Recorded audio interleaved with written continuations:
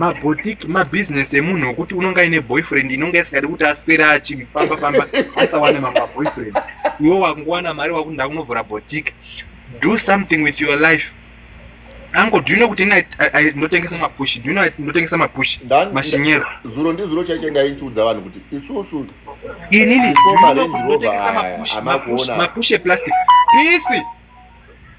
Enanotora mapush ari mumba sembo emapush ari mumba. Ndotengesa mapush eplastic.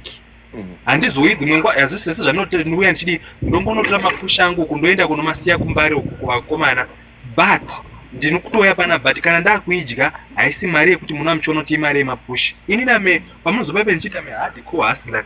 I'm a hardcore hustler. I sell mapush mashinyero mapush eplastic aya tinopfeka aya eplastic aya ndinonomatora nehose uko ndonomakandira kune vanhu. Tina to Abigail amanaka vanhu zari panapa. You smell like the company you keep. Follow munhu akanzi Tina, mofollow munhu akanzi Abigail. Life yenyu ndochinja. Saka inini ende kune mumwe munhu wekuti TikTok iri kumuitira iwewe pamazvisuku, do something chinomeka sure kuti iwo zvakuitira simple. And also tiri mu cast generation whereby it's happy pictures. Isusu do you know kuti vanhu pa social media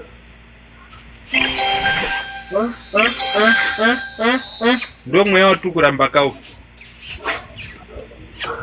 ndo mweya watukuramba kawo. Ngarotanga. Datanga. Do you know kuti at 70, from 18, 20, 30, 40, don't pressure yourself too much.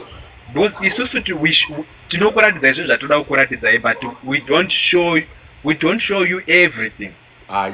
Mufane kuti zviri handikuudza kuti totengesa mapushi, hapana paunoziva kuti ndotengesa mapushi. Inini mota yangu inodhura, inoda kuswa fuel inotodhura. Full tank kuti ende kwamutatota matanki kana matatu kana 4. You understand? At the end of the day ndo pamunonga vanhu havuzoti iye ari kumborarama sei. It's because handisi kukuratidzai mahustles ese. You just know rice, you just know maskits, but ndinotengesa mashinyero. Nepetinototambudzika pacho handitauri futi. Nepandinotambura handitauri because ukataura varoi vanocelebrate. Saka you need to know kuti there are some other situation mu life. Rega ndikudze, to be honest, mu life one chidhiri chakasvipa chinamboshata. Obva watopamwa upenyu hwakuona chii azvinomboshata. One chidhiri chakasvipa achinamboshata. Obva wasiyana nazvo. Ndinouya ari mumasaki anokona aya titona akaenda uye nawapo yewe esaya mashinyero ake.